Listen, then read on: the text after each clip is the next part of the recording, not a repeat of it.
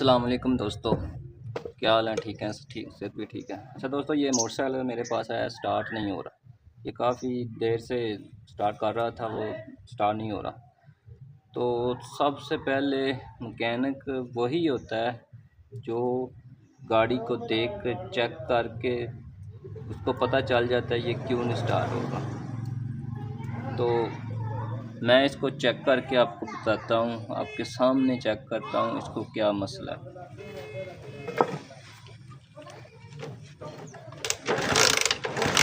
دوستو میں نے چیک کیا ہے، اس کے کک میں پریشر نہیں ہے، اس کے رنگ پسٹن کا مسئلہ ہے۔ کسٹمر کہہ رہا تھا کہ میں رنگ پسٹن اس کا نہیں ڈال سکتا، تو اس کو ہم جو ہے نا خالی رنگ ڈال کے اس کو سٹارٹ کریں گے۔ اس کے اب رنگ میں ڈال کے آپ کو دکھاتا ہوں، اس کو سٹارٹ کر کے دکھاتا ہوں۔